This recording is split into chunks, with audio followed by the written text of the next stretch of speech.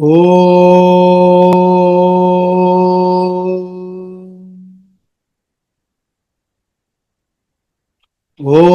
Sahana Vavatu Sahanau Bhunaktu Sahaviryam Karavavahai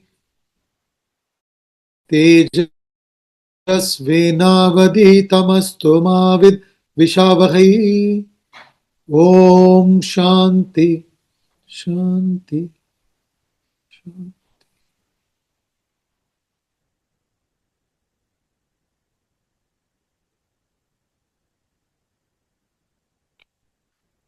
We'll chant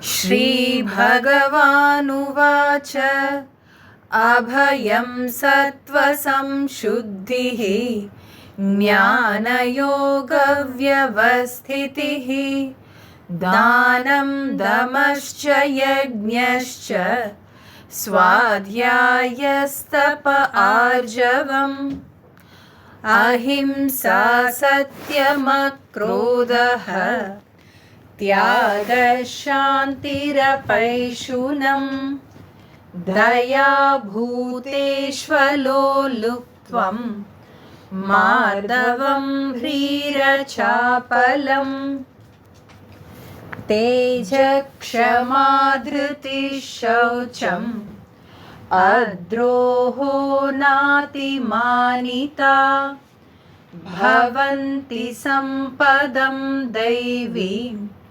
अभिजातस्य Bharat दम्भो दर्पोऽभिमानश्च क्रोधः पारुष्यमेव च अज्ञानं चाभिजातस्य पार्थ सम्पदमासुरीम्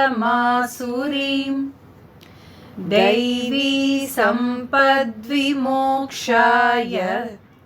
निबन्धायासुरीमता मा शुचः सम्पदं दैवीम् अभिजातोऽसि Pandava.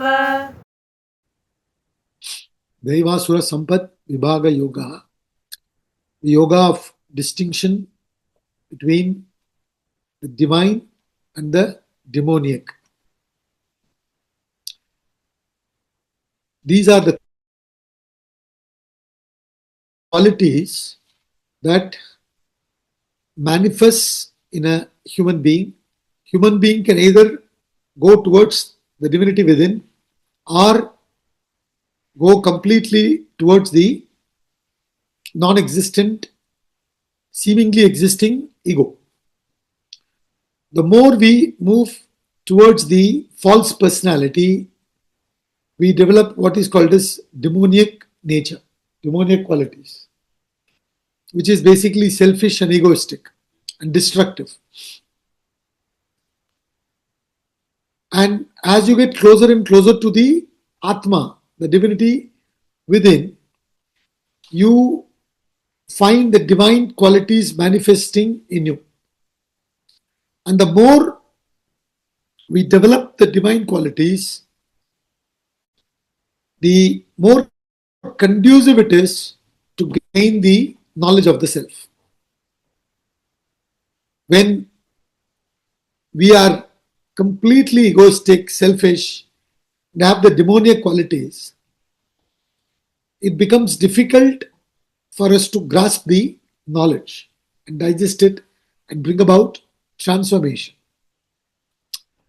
So we are in the last portion of the Gita, the first 6, middle 6, and the last 6. The first 6 emphasizes on the Jiva Swarupam, the individual nature. The middle 6 emphasizes on the Ishvara Swarupam or Jagat Swarupam, the world and its substratum, the Ishvara. Then the last 6 in which we are there now is where the Jiva Ishvara Aikya Sambandham, the knowledge is emphasized and given, and through the knowledge only we can attain liberation. But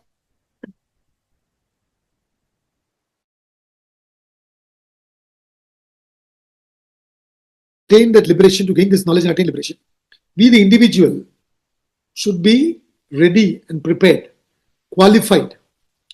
And this is what we are studying in Tattva Bodha class on Saturdays as sadhana chatushtaya sampatti. Sampatti means, sampadyam means wealth. So we must have these divine qualities if we wish to gain the knowledge and bring about transformation. So therefore, he is talking about these divine qualities here. He is going to emphasize few more qualities in the 17th chapter. He is going to tell us that we must develop sattvic shraddha, and then you can attain liberation. So next chapter is Shraddhatraya Vibhaga Yoga, the yoga of distinction of three types of shraddhas: sattvic, rajasic, tamasic shraddha.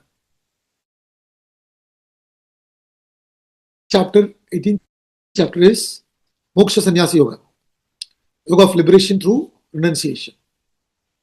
So if you want to attain that liberation, you need to gain knowledge. It's only the knowledge that gives you liberation, nothing else. Because you are already liberated. You are Nitya Mukta. You are already liberated. You are ignorant of the fact that you are that divinity which is always. And due to that ignorance, you have projected an imaginary egoistic existence, this body, mind, intellect complex. And we have to remove that ignorance and that egoistic notion, which actually doesn't exist, brings about the bondage, insecurity, fear, hatred, everything. Because it's like this, when you speak the truth, you don't have to be insecure. But when you're lies, false, your life is based on falsehood, there is constant insecurity, fear, isn't it? That is samsara. So we have to break the cause of this ego, the non-existent false personalities. Cause is the ignorance. The ignorance can only be exhausted through knowledge of the self. Now, if we are not qualified and we gain, we will have viparita jnana. We will have some other understanding. You understand? Rather than really understanding the scriptures, because the scriptures are subtle and the scriptures are direct. So you understand everything wrongly, then it's a problem. That's why it is essential to develop these qualities. He already enumerated few qualities. We discussed 35 qualities of a bhakta in the 12th chapter, and 20 qualities of a jnani in the 13th chapter. He's giving few more qualities here. See, ultimately, though we use the word self-realization, it is actually enlightenment. You have to.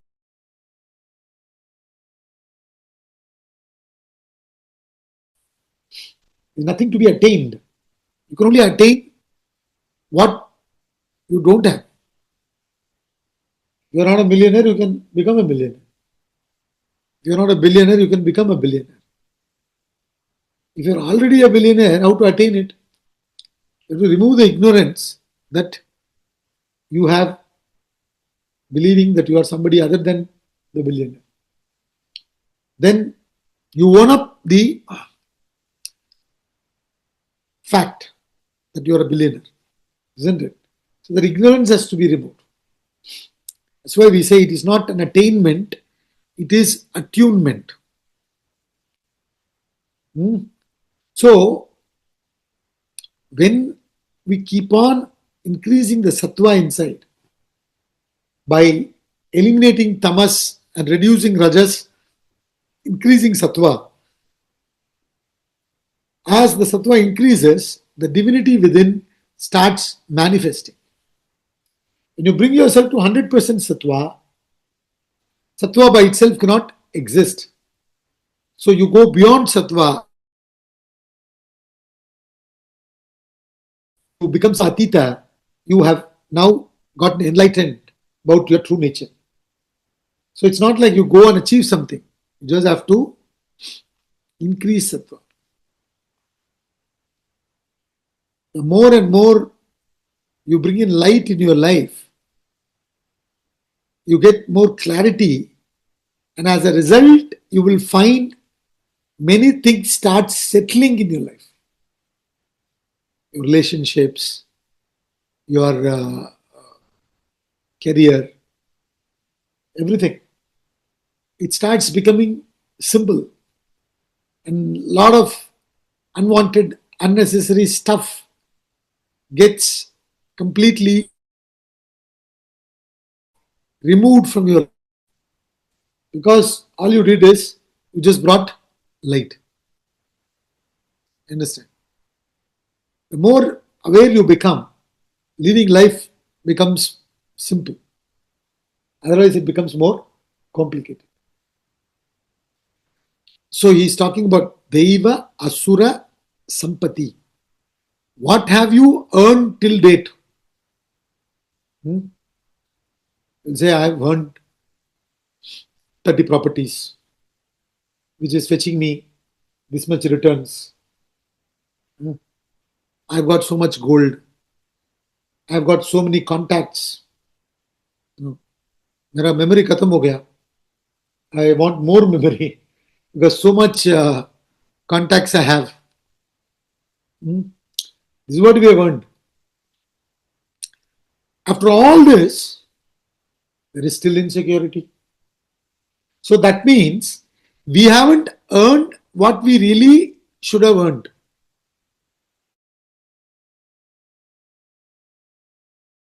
Isn't it?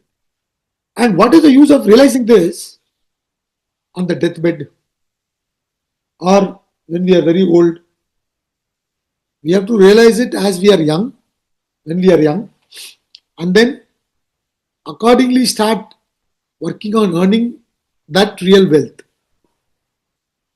You understand? In some other context, I had mentioned the real abharanam for the ears is not earrings, but the listening to Shastra.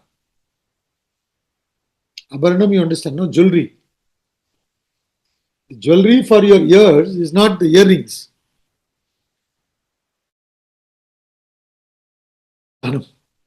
Right? And the abharanam for the hand is not your bangles or what is the other thing that the men wear? Bracelet. Bracelet, what they call it? Huh? Kadas. I don't know what that is. Anyway, so all that is not the real abharanam. When your hand is able to stretch to give, when it is engaged in the service, that is the real abharanam. Because it can only stretch when it has no insecurity.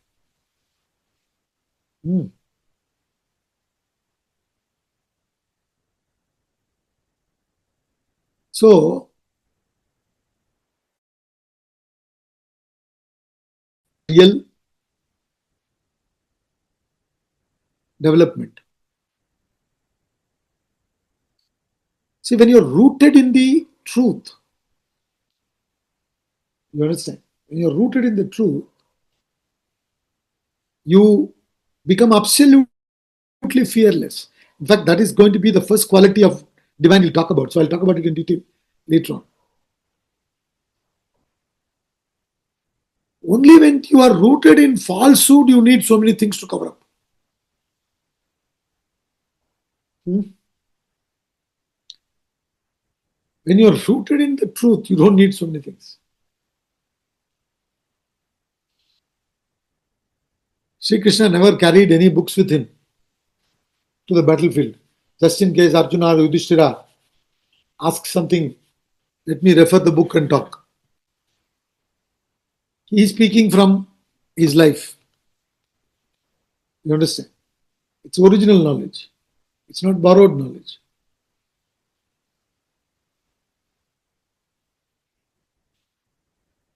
So, the divine qualities, divine sampati, when we earn, it makes our life very light and bright.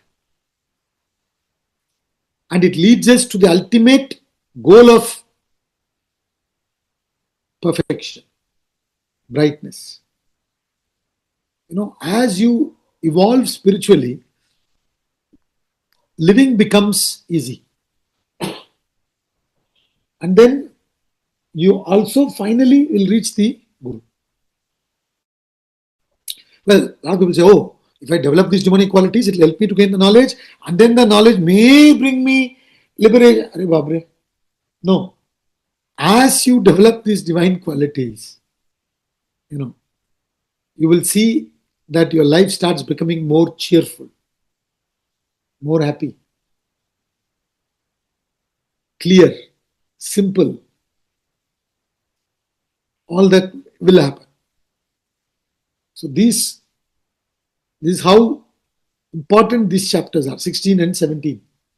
Develop this, and to that extent, knowledge will go in. Otherwise, it won't go, because you are not qualified. Nothing wrong in, there can be something wrong in the knowledge, or there can be something wrong in the means you are using to gain the knowledge. Right? Or there can be something wrong in you. If the other two are fine, there can be a problem in you. You have to first sort it out. That you have to sort out. When you don't have that qualification, the knowledge won't go in.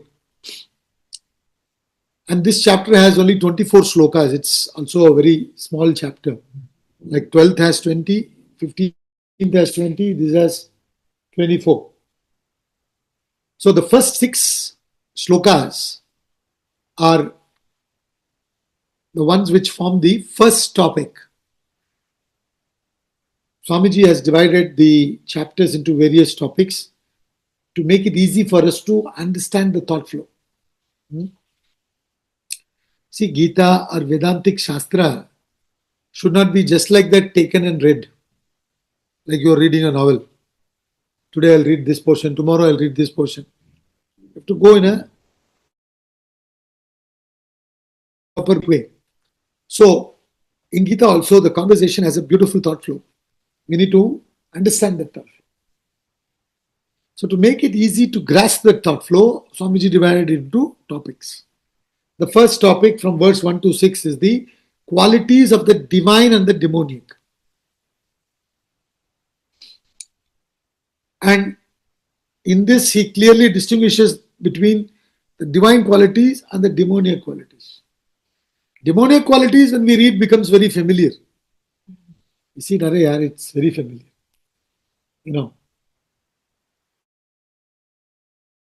It's talking about what we already know and what we already are very familiar. Demoniac is not that difficult. Divine is the difficulty. See, when in Chennai, for example, I'm sure it's the same case in many other places. Divine qualities and the demoniac qualities, the distinction between the two is what is being discussed between verse 1 to 6. And then 7 to 15, he talks about demoniac nature and conduct. And the third topic from 16 to 21, the demoniac sink to lowest hell. Means again they develop more and more agitations, gather more vasanas, and then ultimately move far away from the center, divinity. The divine rise to the highest goal, 22 to 24. So when you gain these divine qualities, it helps you to rise to the ultimate goal of liberation.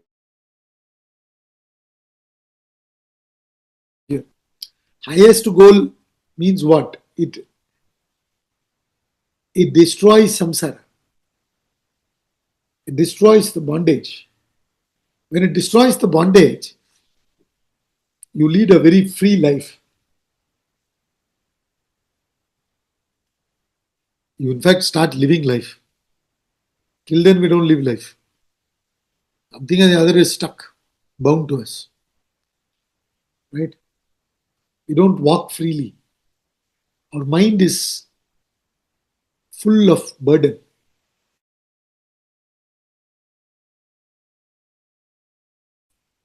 Collections are. That's what reciprocates in our house also. So many things we keep collecting. Because it's the mind that comes out. So we have a lot of things collected in the past. Say somebody goes to a guru and asks and says, Swamiji, why are you asking me to get rid of all my past? Not all my past were bad. For which the guru answers, I'm not telling you to get rid of your past because they were all bad. I'm telling you to get rid of all your past because they are dead.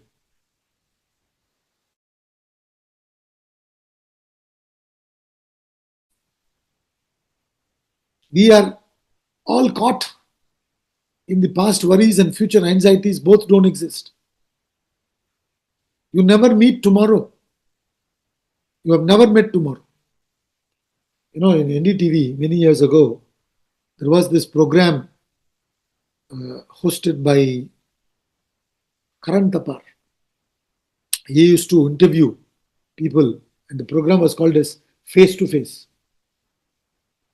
Even Karan Tapar would have not come face to face with tomorrow.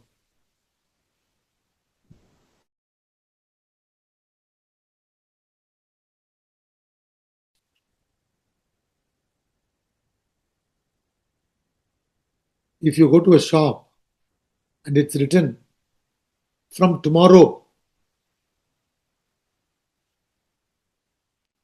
buy one, get one free.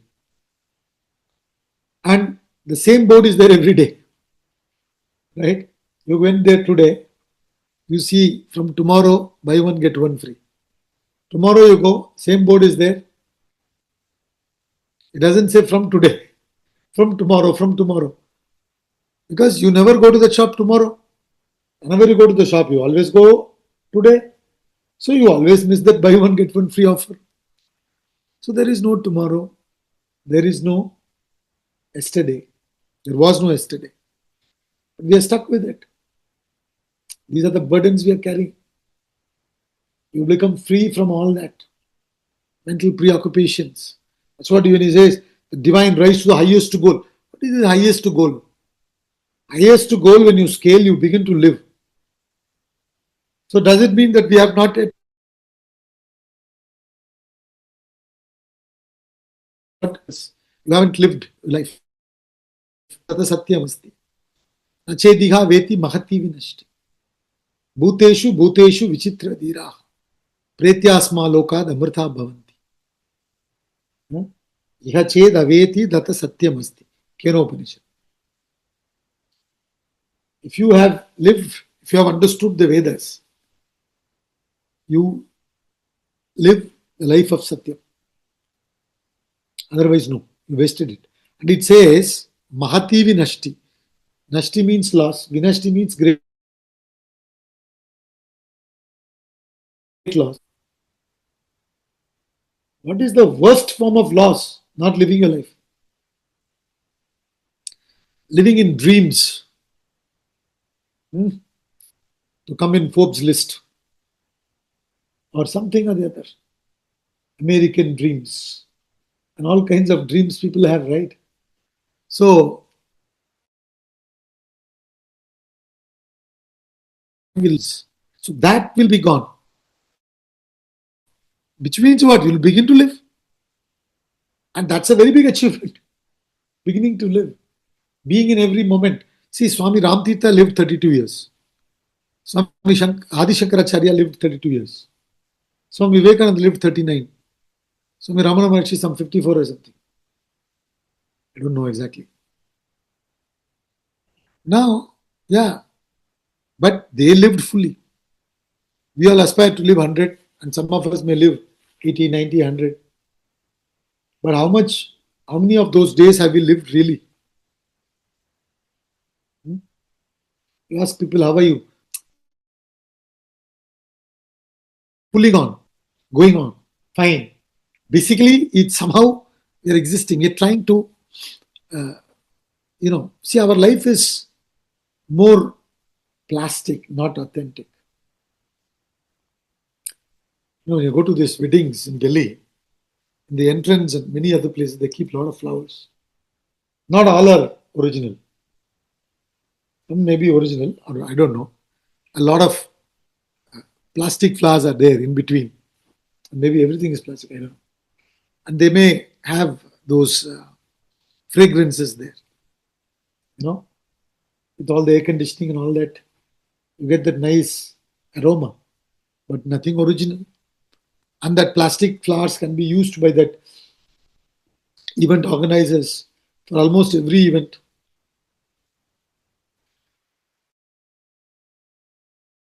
It lasts maybe a day.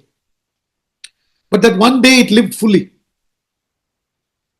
So we are leading a life of plastic existence, not authentic. Divine person lives authentic life. And they write, no? Authentic Chinese cuisine.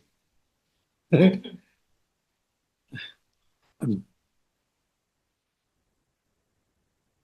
Very often, when you emphasize on authentic, it kind of tells that maybe it is not really authentic. So that's what he's saying when he says that the divine rise to the highest goal. 22 to 24. The highest goal is simply living your life. What's the purpose of life? To live your life. Right? Fully. Totally. That how many of us are really living? Something or the other we have mortgaged our life. So this is basically this topic, this chapter. Distinction between the divine and the demoniac. Yoga of distinction of divine and the demoniac nature. Demoniac nature, when he says, in fact, you will see that it is to do with the inside. It's nothing to do with the external. You may sometimes find people with demoniac nature may be doing very well externally. Right? But internally fraught with fear. Whereas the demoniac nature people may externally seem this fellow has left everything and gone. He's taken sannyas. We're talking about people who are genuine, not fake. Bichara, life chhod ke chale gaya. He is not bichara, he is actually, you see, in your garden you have the flowers, forget flowers, plants. That is exposed to the sunlight, rain, everything. Heavy breeze, everything is exposed to. Wind, isn't it? And it's living. Very vulnerable life. And living. We have made all kinds of shelter to protect ourselves from everything. So, this is the difference. The other plant is vulnerable, but it's living its life. The plant is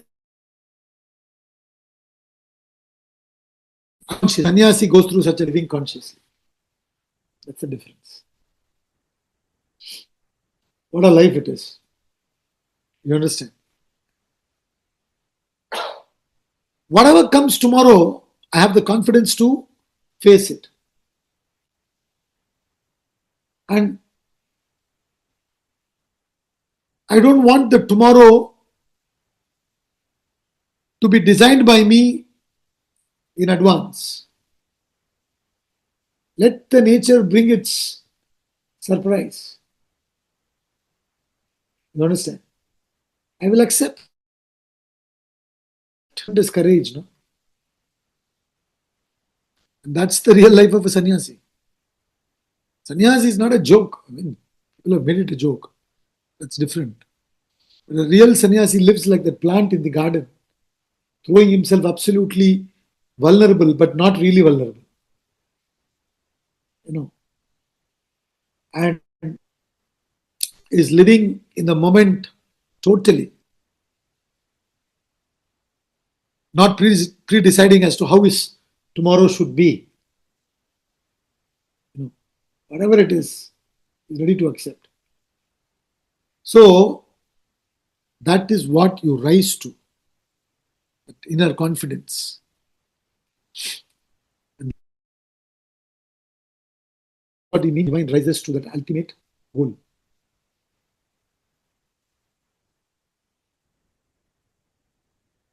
Let's get on to the first shloka. Shloka number 1.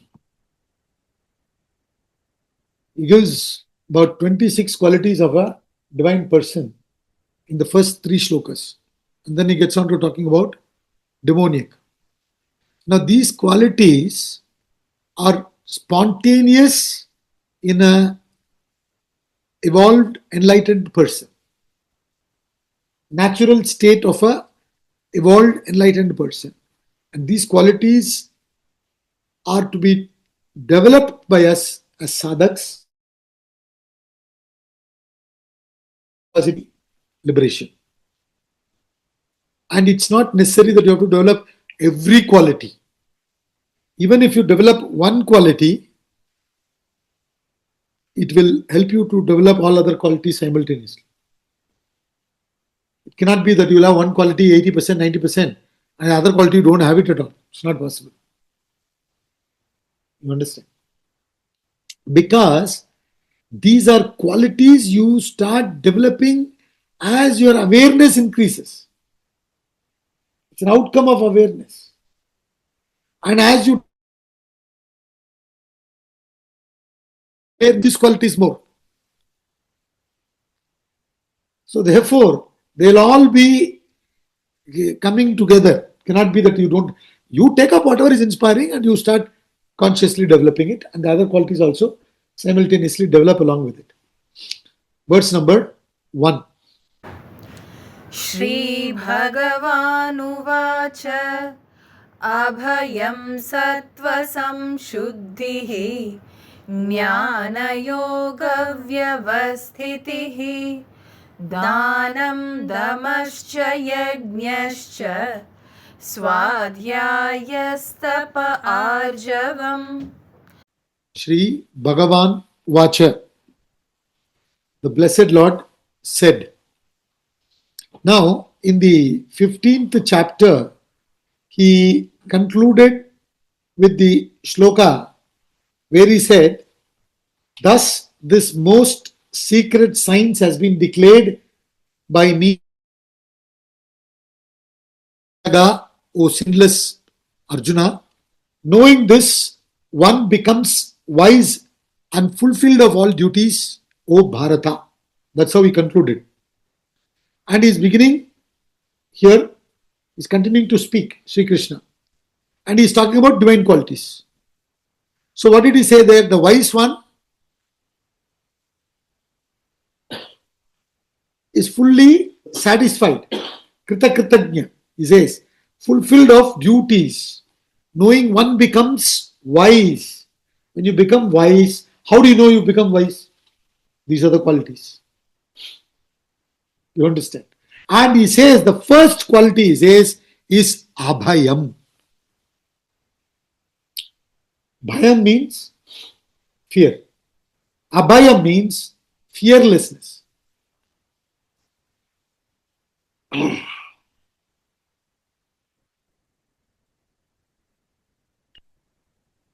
The opposite of fearlessness is fearfulness.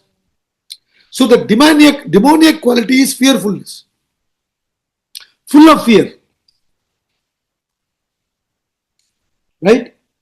See, before going to the divine person and the qualities, let's understand the demoniac. Now, what is happening with reference to the demoniac fellow?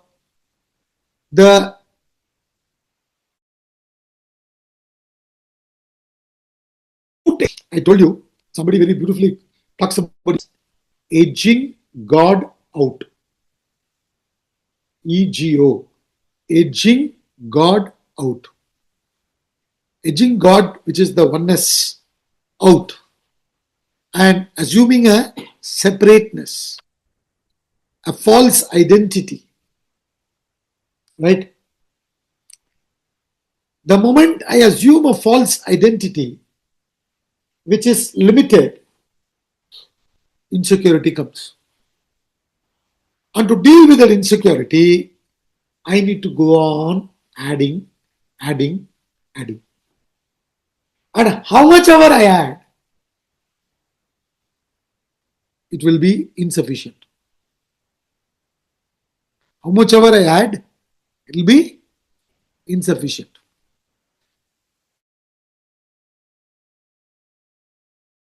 A dil mange more. That's what that says. You want more and more. Isn't it? So you will be building more and more to feel secure. But truly speaking, all these things cannot really hide your fear. It shows out as frustration. It shows out as suppression. It comes out. You understand? This is the life of a demoniac, full of fear. Adi Shankara says in Bhajagovindam, for the wealthy, even afraid of children. You understand? This thing is, the father is 90 years old, he's still the chairman. The son is maybe 65. Okay. Or 60. He is already a senior citizen. And he's always been a executive director, managing director. He has got high BP, high blood sugar and everything. So he may die before the father. So he said, Arey Baba, when will I become the chairman? Huh? His father is not going only. You understand? When will he go? He's written the will. After me, it will be the son. His father is not going only. You understand? So Adi Shankara beautifully says, for the wealthy, they even fear the children. Huh? Insecurity. First you think the wealth will bring you security, but then you need security from the wealth itself. So, the basic of a demoniac person is fear. Root is ego, egoistic. Are you with me? Therefore, full of fear. As you gain the knowledge of your true nature and you begin to understand it as Advaita, it is non-dual. Right? There is no second. There is only Brahman. There is no second. There is no otherness. How can there be fear? What are you afraid of? There is no second. What are you afraid of? Dvitiyat bhayam bhavati. From the dual the fear comes. In oneness, there is no fear. Please understand this. And as long as there is division in your head, there will be fear.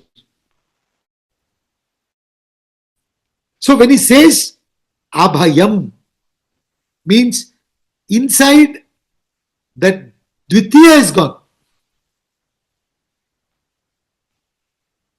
Advaitam has come. You understand? As you gain the knowledge of Advaitam, no fear, nothing.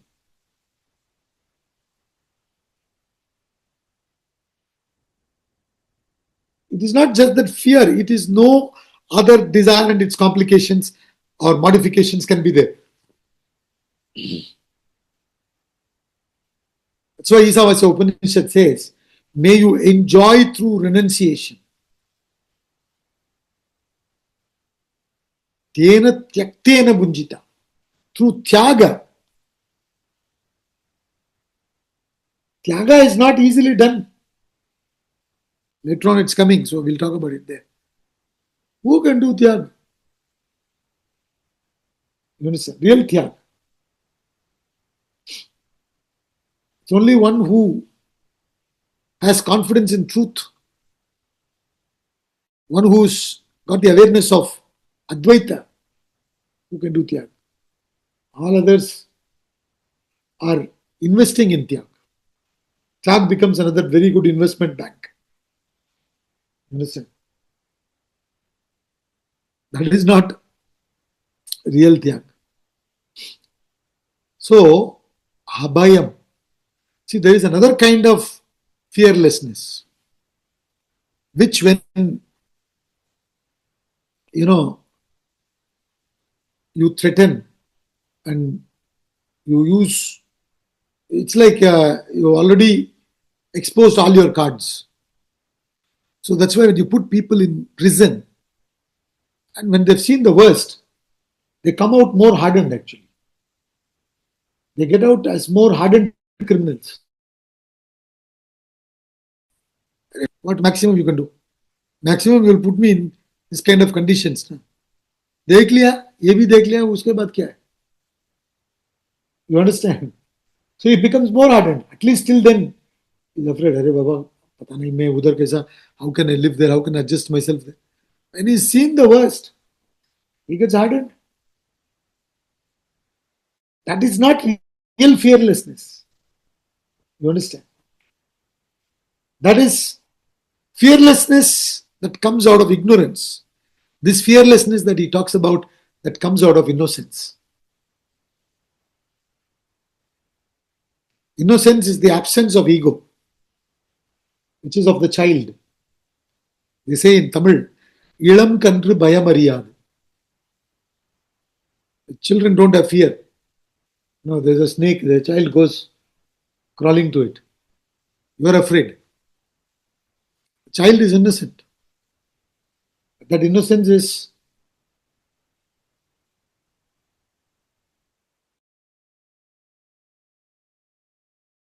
ego. The ego is in nascent state. This is the bud, still not blown. But as the child grows, child starts losing the innocence. As the child starts losing the innocence, fear automatically comes. Isn't it? And when the Mahatma, when a person becomes enlightened, we say he is Balavat. Balavat means like a child. Like a child means he is not childish, but he is childlike. He has childlike innocence. But the innocence of the Mahatma is not like the child, which is where the ego is in bud form. Here it is absence of ego in the Mahatma. No fear, nothing. Understand? Absolutely no fear. In fact, if you go deeper and deeper into the fear, all fear finally goes to fear of death.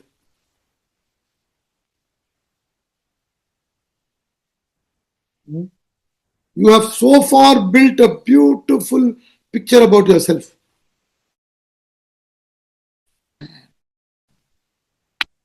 Okay, and you're so afraid, Are Babre, at least till I die, this should be somehow maintained. Hmm? Desdemona was called by a name by Othello, he used a foul language, and she heard it and she was disturbed. But she couldn't repeat it because she's very refined. So she's asking Iago in Othello, am I that name, Iago? Am I that name? You know, we've got this name and we are afraid of losing that name. We've got these possessions, we are afraid of the power, we are afraid of losing the power. Right? And all this as a security, protection for this ego, which is inherently non existent. Huh? See, a bubble, how much ever you protect, it will burst. You can do nothing about it.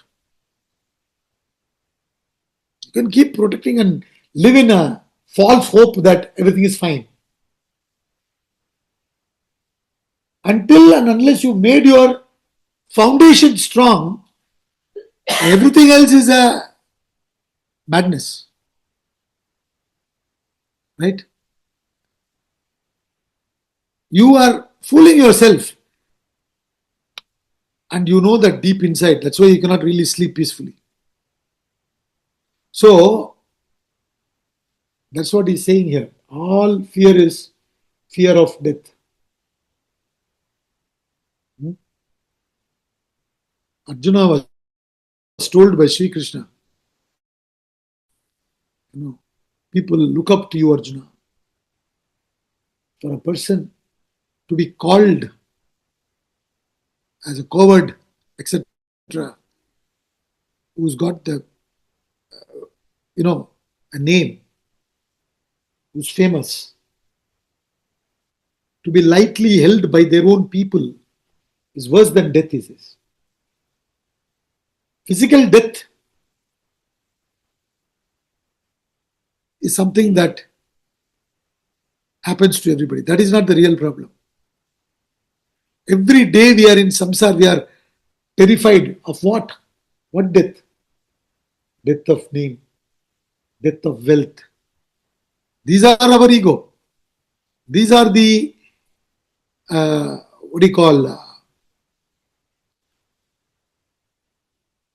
ornaments that we have decorated our ego with.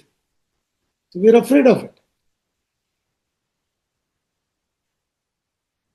We are not yet ready to stand on our feet.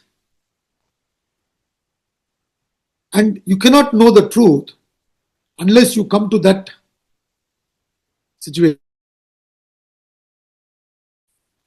See, in Mahabharata, Draupadi was being disrobed in the parliament. She called for Sri Krishna, holding on to her sari. He didn't come. He didn't come. When she threw both her arms and then called for Sri Krishna, he came. So you need to have that kind of faith in the truth. And that can come only when you really understand the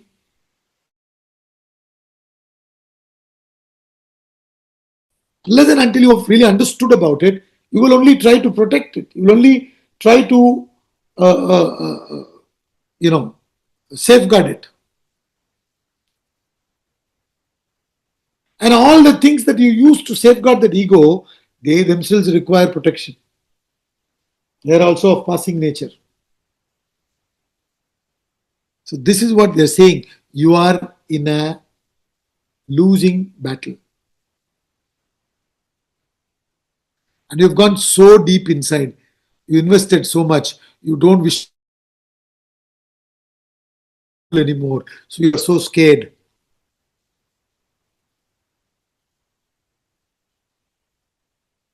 You understand? So that's what he's saying. Abhayam, fearlessness.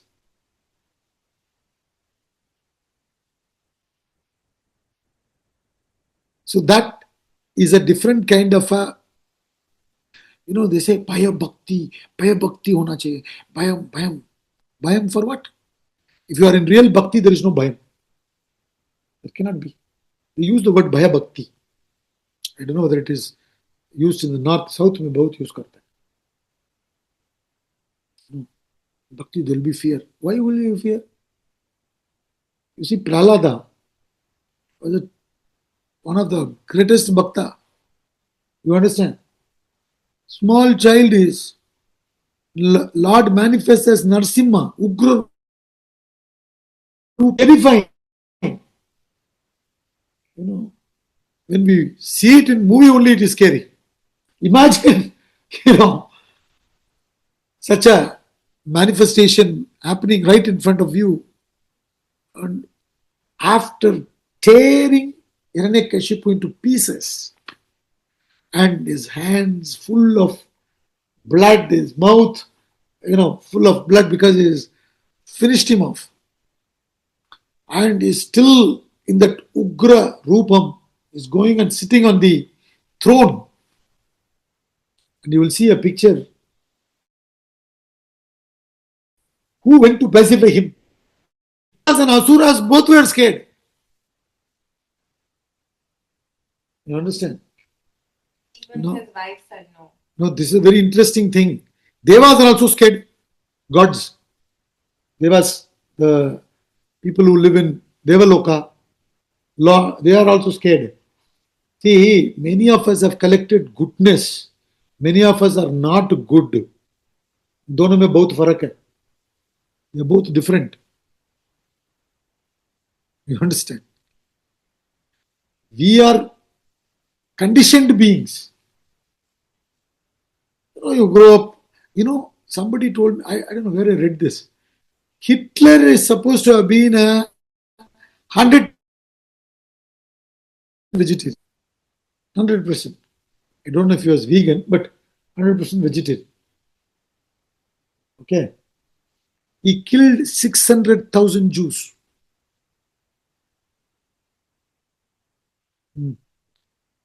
So, in one gas chamber.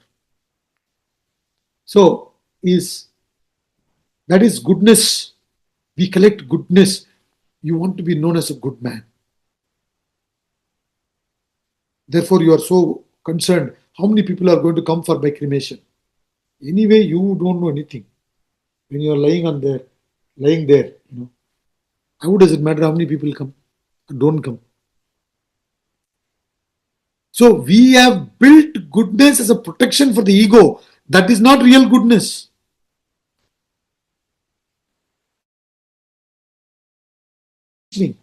So therefore, such good people will also be scared.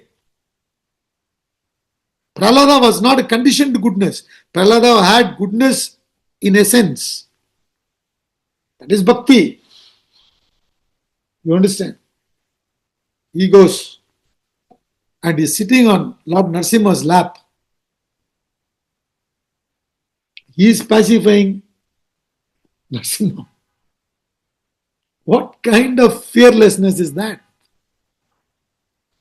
What kind of surrender, what kind of bhakti is that? That is saying fearless.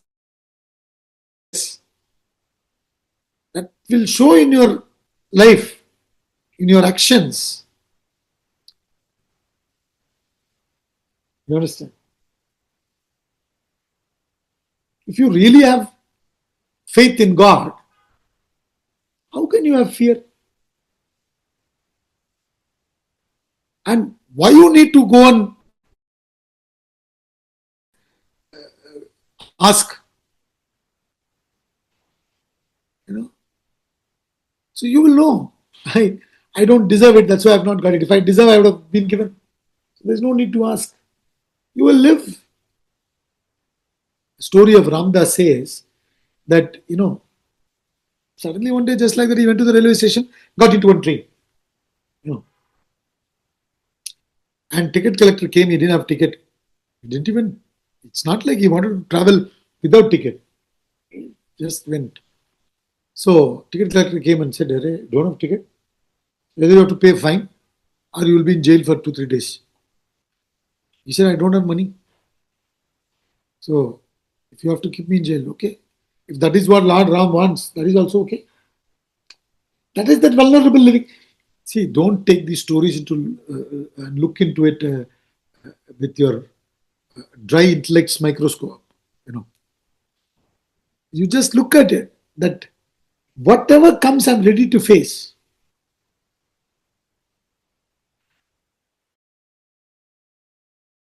That's what poem Olive Tree. He says, "He who made it knew what it needed better than a man like me. He who made it knew what it needed better than a man like me." What fear? Nothing. Just continue doing what you have to do. So that is bhakti. That is real. That kind of vulnerability, if you have inside, then only you can gain jnana. That is fearlessness. Right? We'll look into these qualities next week again. Continue. We'll stop now.